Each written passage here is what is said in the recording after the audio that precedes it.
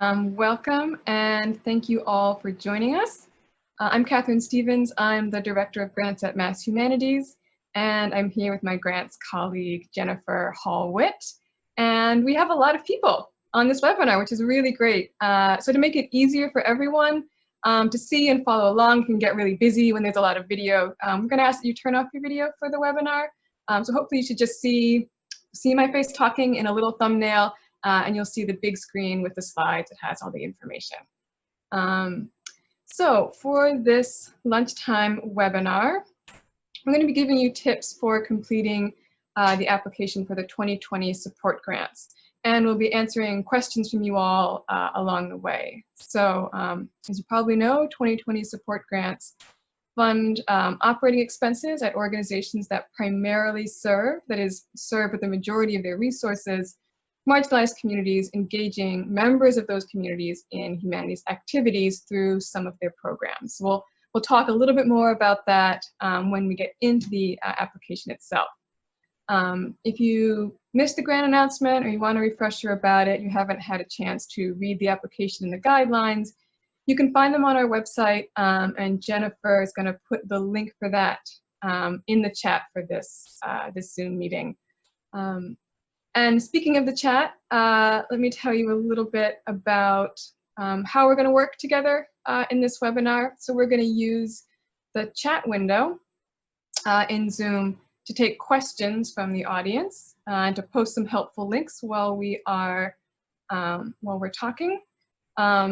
Many of you are probably familiar with Zoom by now. If you're not, if you haven't used the chat function before, you'll see it usually if you're on a desktop at the bottom of your Zoom window, there'll be a little dialog box, it'll say chat. If you're on a smartphone or tablet, the controls might be different depending on the device, but you can usually find them by tapping the screen or by swiping left or right. So if you want to click on that chat and open it up right now, you can see it and you can send messages to everyone, and those will be questions that we see coming in to the webinar as we go. So I'm actually going to open it up for myself right now.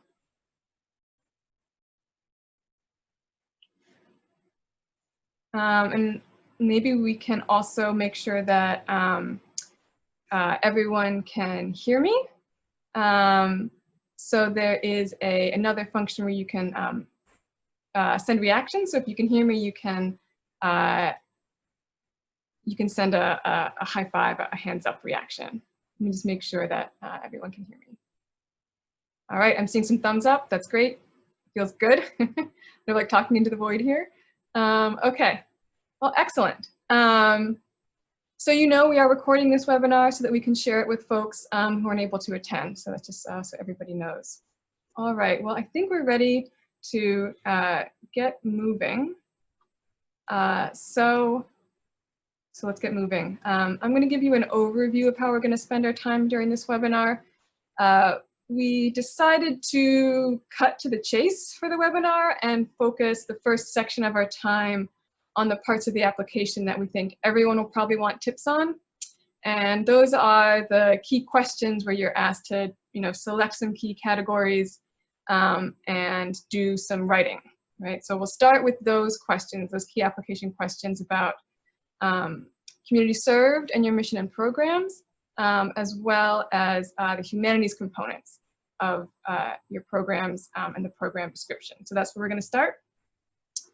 And while we work through that, you can be putting questions in the chat, and we'll be taking those in.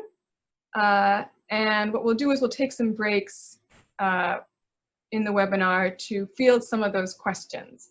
And so we're going to try to answer questions that we think will have, the broadest applicability for everyone who might be on this webinar. If we don't get to your question, feel free to follow up with us over email at grants@masshumanities.org. And we'll also try to follow up if we recognize that there's maybe a type of question or a series of questions that maybe we're not able to answer right now. But we want to make sure everyone has an opportunity to learn from those questions. We can follow up with everyone who's on this webinar. Okay.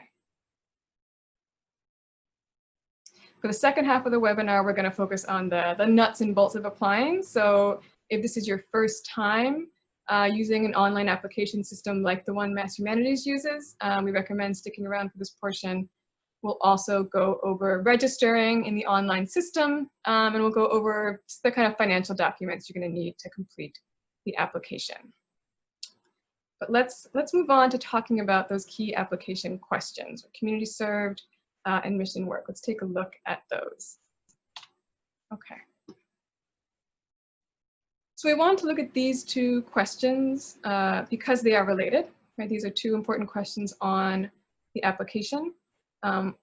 One of them, the first one, asks you to select the descriptions that best match the community that your organization supports with the majority of its resources. And you can select all that apply, right? Maybe you serve multiple different communities with the majority of your resources. Maybe the community you serve would be described by multiple of these descriptions.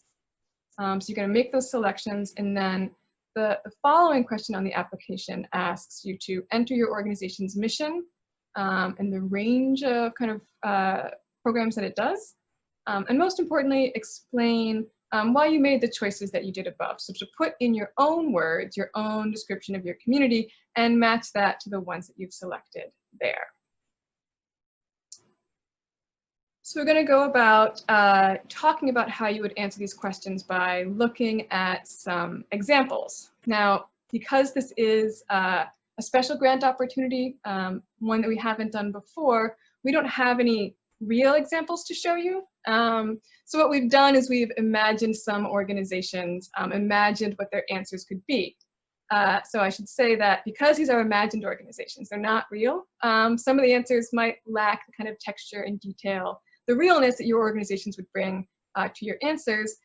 Nonetheless, we hope that these imagined, these made-up examples give you a sense of what we're looking for in answers. So I'm going to introduce you to our imagined organizations.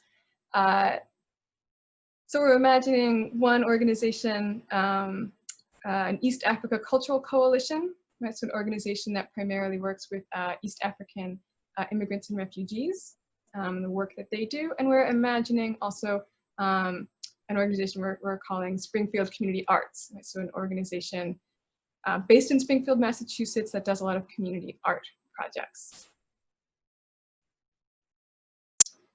Okay, so let's see how this East Africa Cultural Coalition, might approach answering those initial questions. Okay, so if they see the community served and organization mission questions, here's a potential set of answers they could give. So maybe they select communities of color, low-income communities, communities in poverty, and immigrants or refugees. So from the list, that's what they've selected. And then they're gonna get to the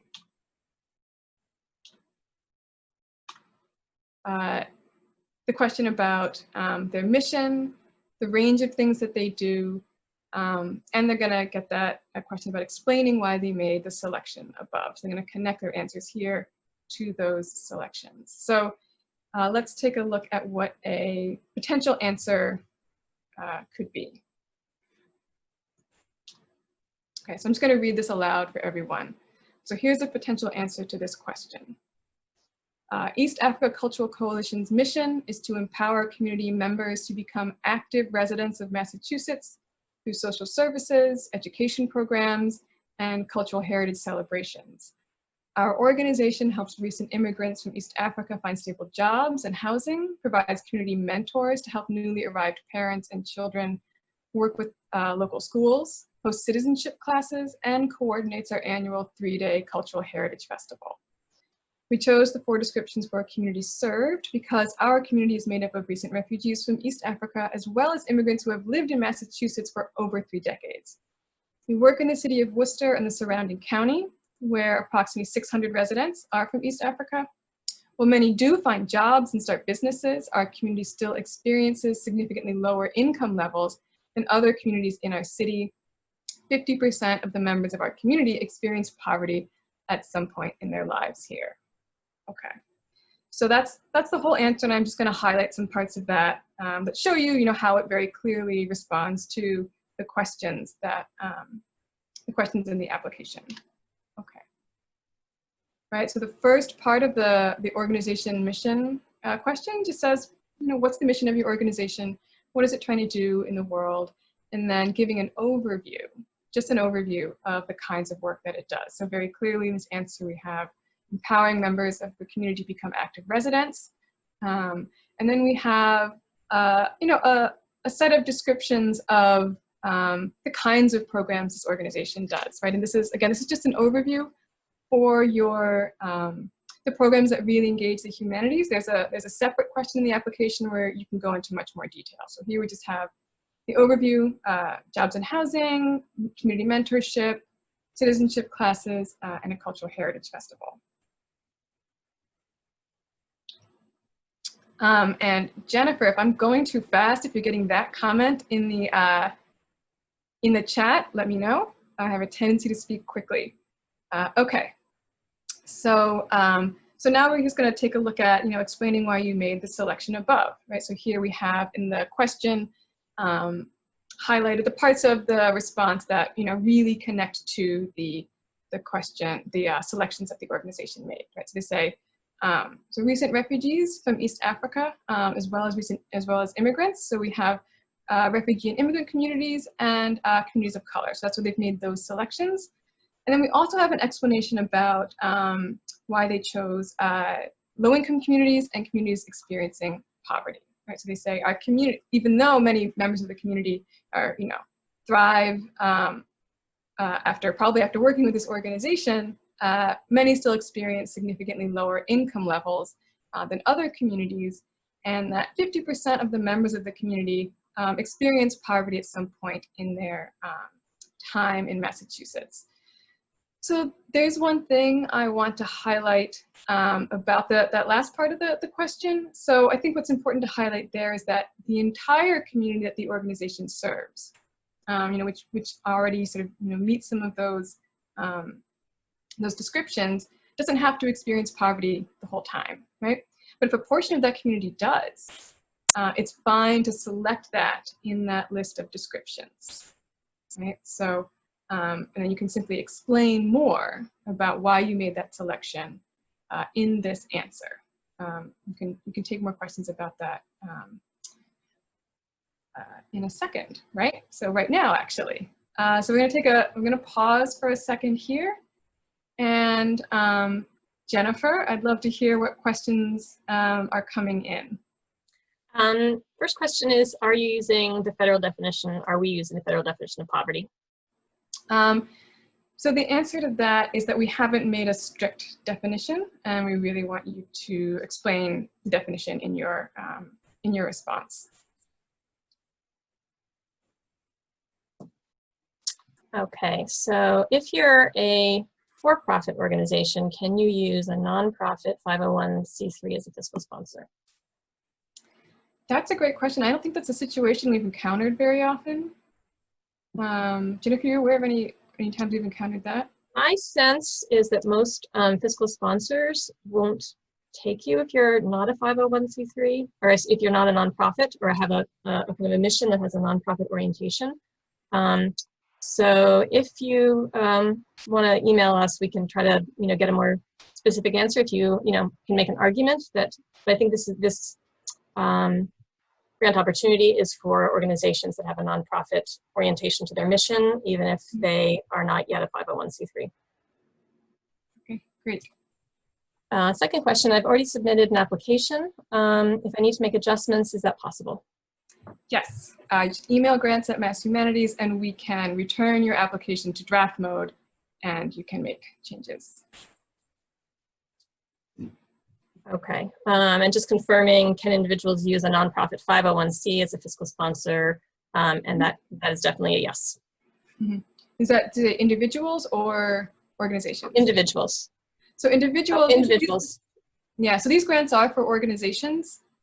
So an individual could not apply with a 501c3 fiscal sponsor. You have to be an organized body in some respect.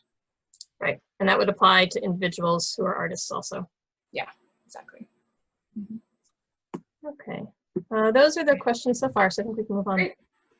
Okay, great questions. Great questions. All right, So now we're going to move on to the parts of the application that are about the humanities components in your programs and some detail about the programs themselves. So these two questions, like the questions about community served and mission and work, these two questions work in tandem. One is a list of kinds of humanities components that might be in your programs, and the other is a question that asks you to write a little bit more and explain that in a little bit more detail. I should also say that, as in the community served list, there's a category for other. We know we might not have thought of everything, where you can add more. Here, there's also a category for other, where we say, if you're not seeing what you think of as your humanities activities in this list, and you want to explain to us in more detail what those activities are and how they are in the realm of the humanities, you can select other and then explain in the program section. And what we would recommend you doing, if that's what you feel like you should select, is taking a look at, and I believe Jennifer has the link for this as well, the National Endowment for the Humanities has a kind of broad definition or explanation of what the humanities are and what they mean, and what kinds of activities fall within that description. And you can click on that link. It's also in the grant guidelines. If you don't remember, if you lose the link here, you can go back to the guidelines and find it. And that'll give you some language, some ways to sort of think about how your particular programs would match this understanding of humanities. Okay. So let's look again at our organization, the East Africa Coalition. So if you recall from its description of its mission and work, they do a cultural heritage festival and they have citizenship classes. And so here, under the humanities component question, select the descriptions that best match the activities in your humanities program, we have them selecting passing down culture and traditions, and education about citizenship and democracy. Okay. And so now we're getting to the question where it's going to say, say more, right? Tell us more. So of the programs run by your organization in the past 2 years, so we're really only thinking the past 2 years, we're not looking any farther back. Describe the ones that engage the humanities. So this is where the program description is really specific to those programs that engage the humanities. And then these are the different kind of components of the question that we want to hear answered. So how your programs fit the selections that you made on that list, who participates in the programs, what participants in the programs do, how many participants there are on average, and how often are the programs held. I think it can be helpful to think about these in terms of sort of 3 categories. The first section is the what, like the what of the programs. In what ways do they fit the descriptions that you chose? What actually happens in the programs, telling us a little bit about what goes on. The second part is the who, right? Who participates? How many participants are there? And then the when. Just when do these happen? How often do they happen? Give us a sense of the duration of these programs. So let's see what answers from this organization could look like. Okay, so if this organization is responding to this question and thinking about its citizenship classes, here's a potential response. Since 2017, we have provided citizenship classes. They take place over the course of 3 months, meeting twice a week for an hour. Classes are free and usually have 10 to 15 adult students from East African communities in our city. We try to hold 2 series of classes each year. Okay, so right away I have the when, right? They take place over the course of 3 months, twice a week for an hour, so get a sense of the timing, the frequency and the duration. I have the who, 10 to 15 adult students from the East African community, and that when they try to do sort of 2 series of classes per year. So now I'm going to get to the what. Now we get to the what part of the answer. Students in the class prepare for the citizenship exam. They learn and also have conversations about key test information. For example, students not only learn the national holidays, at the end of the class, they propose a new holiday based on American history. They then explain how they would convince their representatives to support that holiday. We then learn about the Bill of Rights, and students discuss which rights matter most to them and find an example of that right in their daily lives. Okay, so then we have a deeper picture of the what. Right? We know these are citizenship classes, but we actually get a sense of what happens in those classes, what participants do. They study for the test, but they also have conversations, right, about history, about commemoration, about rights. Okay, but they also do a cultural heritage festival, so let's look at how they would expand on that in this answer.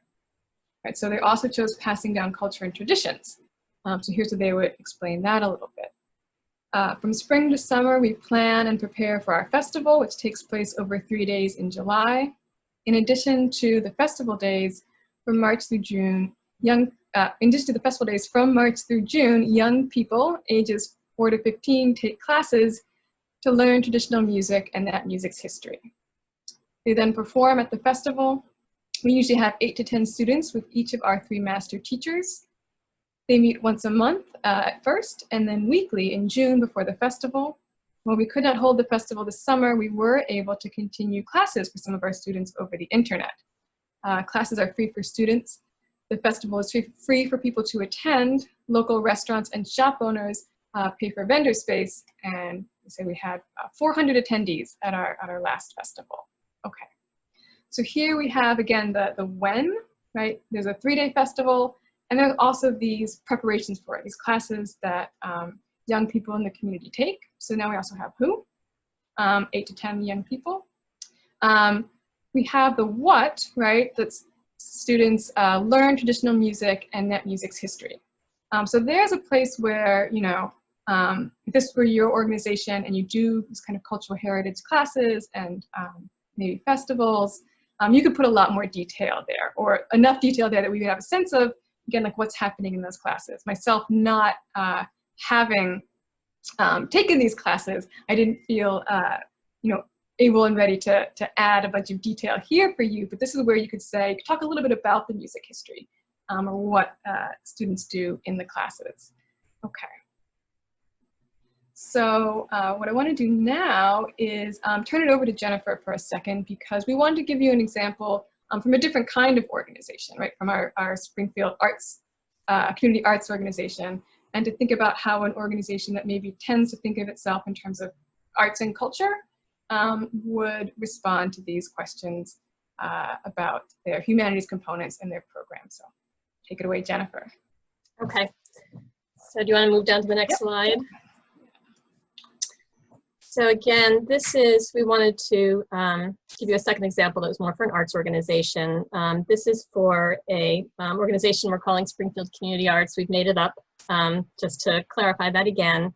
And it's an organization that specializes in exhibiting art by artists of color and by artists from marginalized groups more generally. And it has regular educational and humanities-based programming. So we're not giving you everything you would say about this organization. So the community served, the mission statement, all of that, we're not going to imagine for this, but we just wanted to say a little bit about what you might say for a different kind of organization in the humanities section. So in describing a humanities component, this organization would check off 2 of the different types of humanities programming, conversation about values, identities, and big questions about the world we live in, and education or conversation about books, theater, music, art, media, or history. So Catherine, if you want to go down to the next slide. So again, we're going to be answering the same set of 5 kind of things that you're asked to describe in the text box that you'll have in the application. It's an open text box. You'll have 4,000 characters. And so these 5 questions are the ones that you want to make sure that you address in that answer. Want to move down, Catherine? Okay. So I'm going to first read the answer, and then I'll kind of highlight how it connects with what we've asked you to do. So our museum designs educational programming in response to our exhibits. And the 2 examples that I'm going to give of their recent exhibit make very clear why they would have chosen those two choices in that previous screen about types of humanities programming, conversations about values and identities, and then education or conversation about art. If those examples weren't going to be clear, then you would want to be more explicit about explaining why you think your examples fit into the category that you checked off there. So for our recent exhibit, showcasing black and white photographs of the Bhutanese community in Springfield, we hosted a panel with a photographer with leaders from the Bhutanese community discussing the history of Bhutanese migration to Nepal and then to the US, and with a local psychologist discussing the mental and emotional challenges of migration. The audience had about 75 people, with about 2/3 from the local Bhutanese community, and fostered a wide-ranging conversation amongst the panelists and the audience. Another event was a screening and discussion of a documentary on the Bhutanese immigrants to the US by Binod Hodel. The audience was students from one of the high schools in Springfield with a large Bhutanese immigrant population. They took a half-day field trip to our museum. The discussion compared how identities get represented in documentary film versus documentary photography. Students broke up into groups and took short videos and photographs of each other with their phones and then compared them. So for both of these events, what you'll notice I did was I described the programming, I described what the participants do in the programming, and I described who participates. And now I'm going to describe the types, how often these types of events take place. So we do events such as these about once every 6 weeks with audiences that range from 15 to 100, with an average being about 40. And now I'm going to say a little bit more about the audience that tends to come to these type of events. We know they happen every 6 weeks, but you know, they're not always going to be the Bhutanese community. It's going to change with the event. So the audiences we attract differ depending on the exhibit, but our core audience is from the surrounding neighborhood, which is home to a large African American and Hispanic community. And now I'm just going to say something very briefly about a second type of humanities programming that this organization has. We have weekly gallery talks where we engage visitors in conversation about the art they see, inviting them oftentimes to compare two works of art or maybe to comment on the themes they see in works of art. So here, just sort of adding on another type of ongoing programming, and again, kind of clarifying that this is a type of gallery talk that really is engaging the visitors in some kind of conversation about the art. And that's going to clarify that this is a kind of humanities element here. So this description, just so you know, is about 1,600 characters, and you have up to 4,000 characters to fill in for this section. There's no need to fill up all the space. If you're able to describe your programming in a shorter amount of characters, that's fine, but we knew that some organizations have many different types of programming, and we wanted to give you room to be able to talk about all of them. And you know, if you can't describe as much detail about each one because you have so many, you know, pick one or two where you really answer everything fully, and then kind of you can add a fuller list. You know, if you had more room here, for instance, you might kind of have a sentence or two kind of summarizing the different topics of exhibits that you've had over the past year, and some of the, just naming some of the other types of program that you had in connection with those. And although I don't have it up here on a slide, I just wanted to say something briefly as a second type of an example. So I know that you know, some of you may be kind of community theaters. Maybe you have programming where you take local youth and you engage them in putting on a play. If, you know, as a part of the training that you're doing with them to prepare for performing this play, you engage them in substantive conversation about the historical context for the play, the broader cultural context, something so that they understand the context more deeply. And they're going to use that to sort of elevate the quality of their performance. That's something that you can also describe in the humanities section. So sometimes the people delivering the programming kind of become sort of like your audience or your participants, especially in this case if the students are kind of from the community that's mainly served by your organization. Next slide. So now we're going to take questions. I think Catherine is going to curate some of them. I know I wrote down a few, so I'm just going to get started while she's looking through the questions. There's a question about the operating budget range. And just to let you know, and I'm going to put it in the chat in a few minutes, but at the beginning of this program, we put a link into the grant guidelines and the list of application questions. You'll see those on our webpage that has, you know, all of these sorts of details. But the operating budget range is anywhere from $10,000 up to $3 million for this grant opportunity. And there was a question also about the deadline. The deadline for this application is next Monday, August 10th at midnight. And the maximum amount of funding. So what we say in the guidelines is that everybody's going to ask for the same amount, and everybody's going to receive the same amount.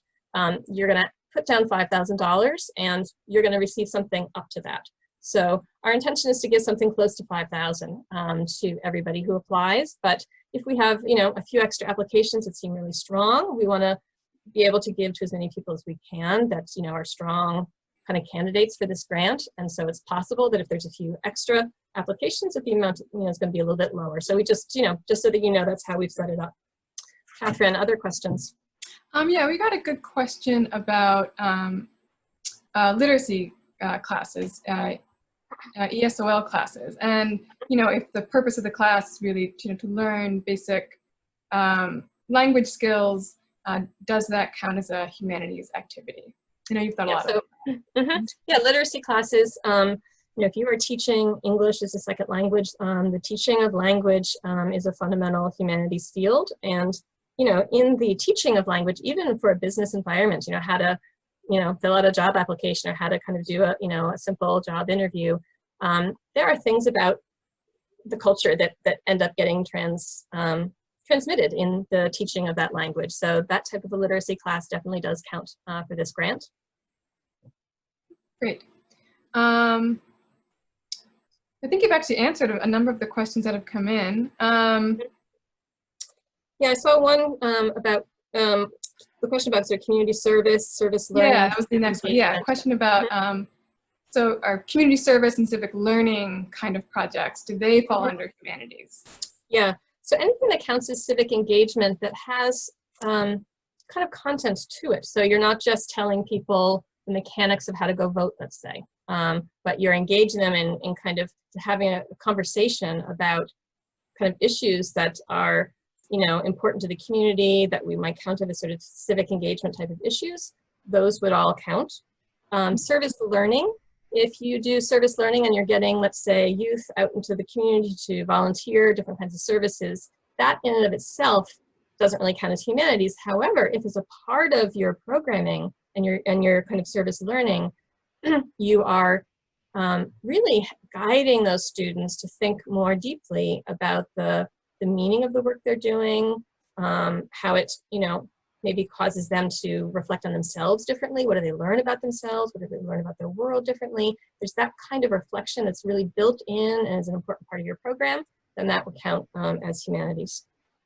Yeah, I think if we think back to the citizenship class example, well, it's not exactly the same as a sort of service learning or civics project, but in that example, we have an organization saying that students are learning, the content for the test, but what they're also doing is they're, proposing like a new national holiday and having to think through what are the kinds of civic and civil sort of institutions and processes they would need to engage in order to make something happen. So if that's a key part of your civic programs, then yes, I think you could describe it in that way.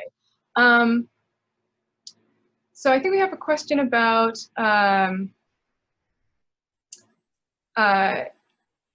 how often Mass Humanities how often can Mass Humanities sponsor an organization?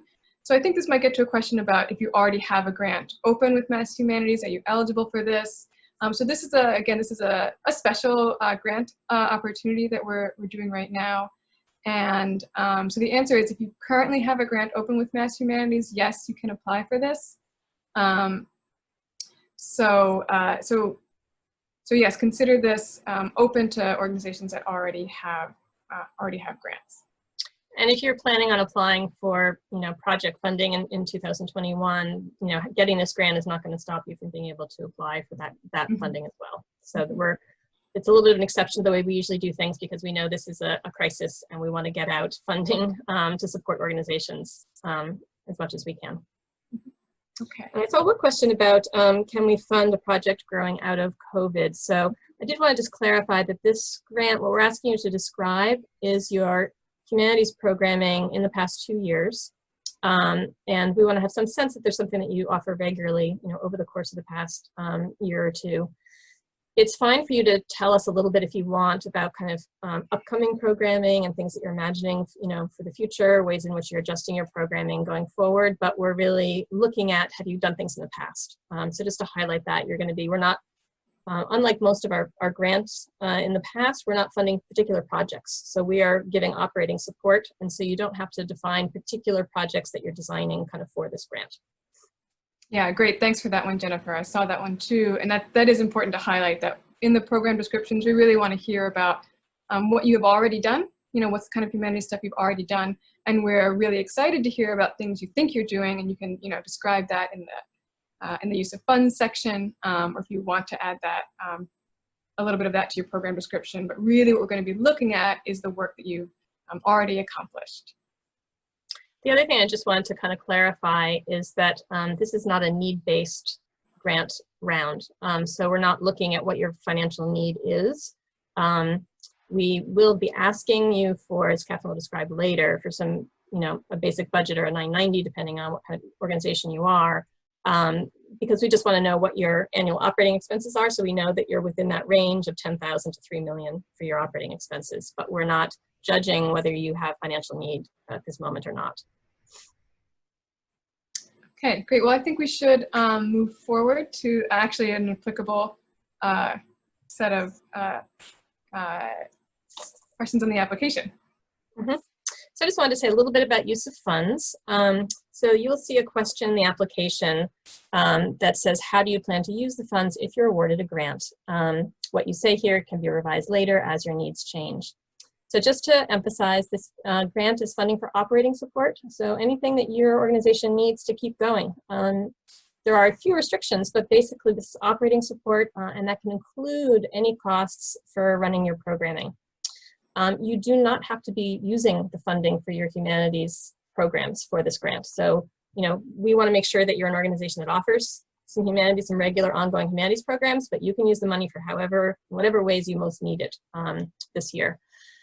And your answer to this question does not affect our funding decision. So we're not going to look at this and say, oh, we like the way this person is going to use their funding, and that's going to, increase your chances of getting the grant. There's no relationship between how you answer this question and whether or not you get a grant.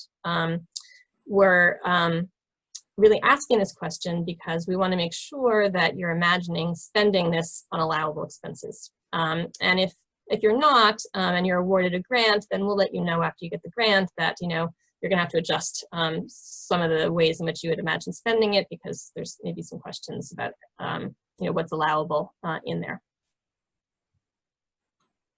Next slide. So on our grant guidelines, you will see sort of details. It'll have not just use of funds, but there also lists what kinds of humanities programming are allowable, which ones are not allowable. But I just wanted to put that up here so that you can get a sense of the kinds of ways in which you cannot use funding. There's a slight little bit more of detail if you're awarded a grant. When you get the grant contract, you'll see there's a little bit more detail here, and you're always welcome to ask us questions. So just to give you an example of how you might answer this question for the first example that we gave earlier of the East Africa Cultural Coalition. So that one example of how they're going to use funds could be, we're going to buy 2 laptops and hotspots to loan to families in our cultural heritage classes during the pandemic. That's $2,000. If that programming is not free, that will be one case where we would kind of contact you and say, oh, there's some little complications here, and we'll talk to you about what some of the restrictions on funding are if the programming was not free and you're buying equipment. Rent on space, you're going to put $1,900 of the funding towards your rent. Salaries for office staff who are coordinating your service programs, you're going to put $1,100 towards that. That would be the answer to that question. And next slide. For the other example that we gave of the Springfield Community Arts Organization, spending could be $3,000 on rent, supplies for a mural project that's a partnership with the NAACP of Springfield, $600, salary for our part-time education coordinator, $1,400. So just a basic outline, and this is how you're imagining spending it at the time that you're applying. We know that things change, and you may adjust that later. Okay, well, let's see. A couple more questions have come in. I think some of them you've essentially covered in this section about use of funds.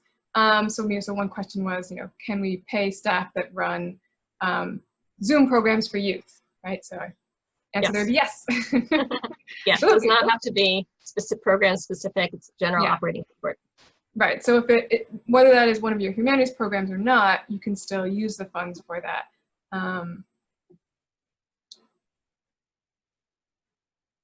This is a great question. If your organization has a program that's eligible but does not dedicate a majority of resources to marginalized communities, is it eligible? So we really are looking for organizations that, devote a majority of their resources to serving marginalized communities. But you do not have to, it could be that you're some kind of a social service organization, you have wraparound services, and only part of that is humanities. You are still eligible as long as you have a regular humanities, maybe literacy and citizenship classes that are sort of ongoing and happening fairly regularly.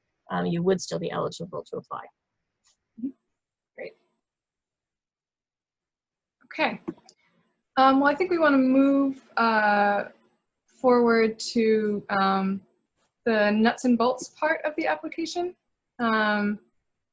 Since we are close, we're about 3/4 of the way through. We want to show you, it's just sort of what it's going to look like to get started on the application. Okay. So what I've put here is the page on our website that you'll see that has all the information about the grant. So I think Jennifer probably put that in the chat early on, and if she's able, she'll toss it in there now. So this is the page where you will see the information about the grant, and you'll also see a button that says apply. This apply button lives on other pages as well, but you definitely know that it's going to be here on this page. So if you click the apply button, that'll send you to this page here. If you're not already logged into our online grant system, you'll get just a description of the grant and up at the top, a place where you can create an account and log in. And that will then send you to this login page, right? Where again, if you already have an account with Mass Humanities, you applied for our grants before, you can just fill in your email address and your password and log in. If you don't recall your password, right, there's a link for you to create a new password. If you have logged in before, but you have trouble logging in, email grants at Mass Humanities. We'll try to help you get in. Okay. So if you need to create a new account, you'll click the Create a New Account button here. And I'll show you a little bit about what that's going to entail. Okay. So if you're creating an account for the first time, we want to tell you what materials you're going to need to gather in order to do that. And one thing I meant to note at the previous slide is just that once you've created an account and once you've started an application, what you enter into that application gets automatically saved. So you can start your application and then you can go do something else. You can go have dinner, you can go say hi to your kids, and you can come back in, you can log back in and keep working on the application. It's not until you're done that you can scroll, when you're done, you can scroll down to the bottom of the application and click that submit button. And as Jennifer already said, the deadline is August 10th at midnight. That's a firm deadline, and so we recommend, even if you're working to the last minute, trying to get in, 10 minutes before midnight, just in case there are any potential technical problems. Okay, so the first thing you're going to need if you are filling out registering for an account for the first time is information about your organization. So that's what you'll see on this page here, your organization name, telephone number, and email address for your organization. And we're also asked for, slides have a mind of their own, your organization's tax ID number. So that is a 9-digit number that the IRS uses to identify businesses in the United States, also called an EIN, Employer Identification Number. And it's in this form, right? 2 numbers and then 7 numbers. It's come to our attention, we've talked to some organizations that were considering applying, that they use a fiscal sponsor and have a relationship with a fiscal sponsor who manages their accounts. but they do not have a tax ID number. And so in that case, so if you're a nonprofit association or organization and you have a fiscal sponsor you work with, you don't have your own tax ID number, what we'll ask you to do, and we'll try to get these instructions onto this site where you register, is simply to put this set of numbers, right? You just put 99 and then 7 nines, right? So that will tell us that you're an organization that does not have a tax ID number on its own, but you work with a fiscal sponsor that does have a tax ID number. So you'll also put your organization's mailing address. So again, if your organization is a 501c3, so a nonprofit, federally recognized nonprofit organization, and you want to receive, if you're funded, a check for your award, right? So not a direct deposit. If you want to receive a check, we're going to use this mailing address. So it's an important one to enter into the registration, and sometimes to double check it. Finally, after you fill out this part, you'll get a section that asks for information about a contact person, the applicant's information. And so there you will be asked to enter a person's name, their email address, and their mailing address as well. And the email address is really important. So that email address becomes the email that any information about the application gets sent to. So if you are awarded a grant, the email will go to that, the email that you put here. If there's something in the application that we need to check or check in on, right, we'll email that address. That email address also becomes the login for the application, right, and for your account. So you'll enter that email address, and you'll also enter a password, and then in the future, if you need to come back into the application, you'll use the email address as the login, and you'll use that password. Okay. So I want to tell you about the financial information you're going to need to provide on the application. So if your organization is a 501c3 nonprofit, the application will ask you to upload your most recently filed 990. For some of you, that might be your 2019. I know that I think we just passed the deadline for that a little while ago. If you didn't file for 2019, but you filed for 2018 or 2017, you'll upload that. So we're going to use the 990, and we're going to use the number that is your total operating expenses listed on your 990 for the most current year of the 990 as the answer to the question on the application: what were your organization's total operating expenses? So you're going to look for that number on your 990, and you're going to enter it into the application. So if it's a 990, a regular 990, that's line 18. And if you are filing a 990 EZ, that's line 17.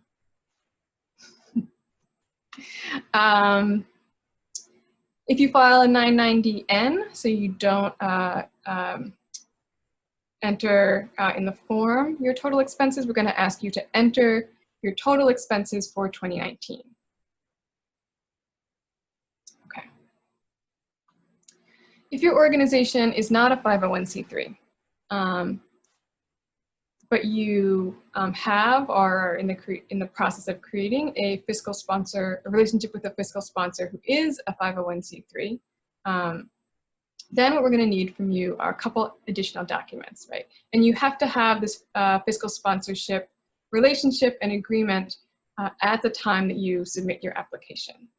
So a fiscal sponsor, as many of you know, is a nonprofit organization that can form an agreement with an organization that does not have nonprofit status but does nonprofit work, and they come to an agreement and that create an agreement that spells out the different roles that each party is going to play in that agreement, and that is called your fiscal sponsor agreement. So on the application, we'll ask you to upload your fiscal sponsor agreement. And the application, if you don't have an agreement yet with the fiscal sponsor, the application does have a link to a fiscal sponsor agreement example, and I believe a link to a list of fiscal sponsors in the area. It does often take a while to get these agreements in place. So if you're not there yet, we recommend trying to see if you can move quickly on that and seeing if you can find a fiscal sponsor to work with. We'll also need your fiscal sponsor's legal name, your fiscal sponsor's mailing address. So in this case, if you're awarded a grant and you want to have that grant award mailed to you, the check mailed to you, we'll mail it to the fiscal sponsor, so we need their mailing address. We'll also need your fiscal sponsor's tax ID number. Right, so you're going to need to be in communication with your fiscal sponsor when you fill out the application. From your organization, we'll need your organization's budget showing total expenses for 2019. We don't have a specific form for that budget, but it should show total expenses and should do total revenue.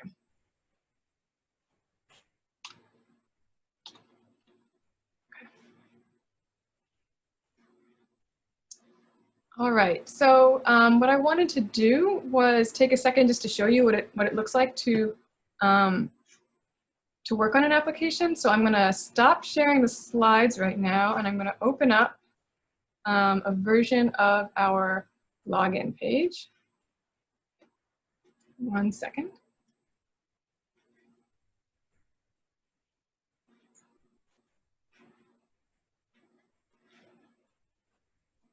Okay.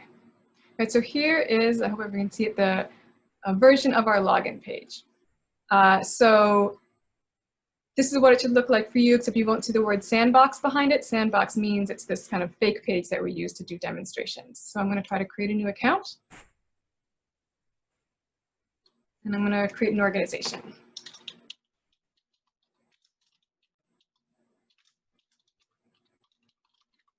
So here's where I'll enter a tax ID number. So let's say this is one of those organizations that does not have a tax ID number, but does have a fiscal sponsor, right? So at this point in the application, we'll enter 9 nines with that dash in the middle. Let's give them an address.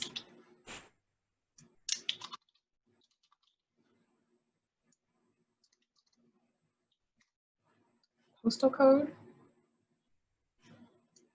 Massachusetts. Right, so these are grants for organizations in Massachusetts that serve Massachusetts residents.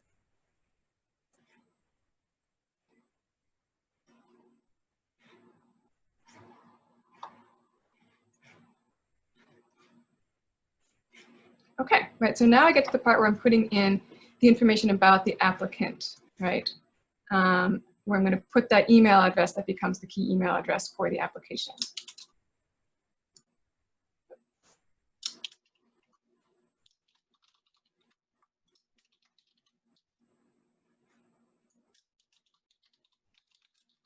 Right, so I'm putting in prefix, my name, a title that I use the organization, and I'm going to put in the email address twice. I'm just putting in a random email address. You would put the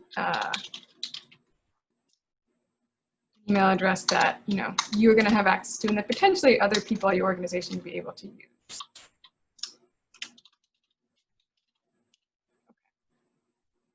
Telephone number.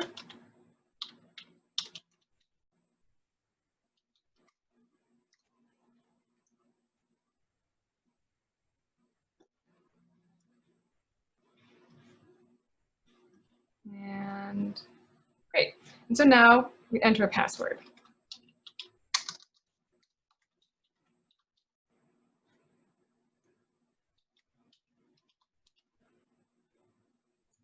Create an account. Okay, so that's the basics of creating an account. I believe you also get this email, so you can double check to make sure. You get this screen where you can double check to make sure that emails from the system really are going to go to that email address that you entered. Sometimes email addresses will filter out something from an address they haven't seen before. So it's good to double check to make sure you actually are getting messages from the system. Continue without checking. So that's a little bit about what the application process looks like. So you would say, I've received the email, I'm continuing without checking. or that you haven't received the email, then you would potentially press continue to move forward. So I'm going to stop sharing the screen right now and get us back to our slideshow.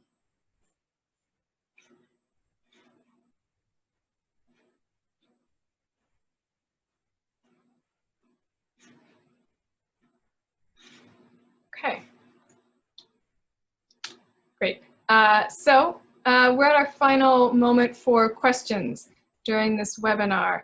We know that there are probably questions that we've missed, other things that maybe we'll realize we should follow up on with you. So, but Jennifer, if there are questions that have come in that you think we should highlight right now, let us know. No more questions have come in.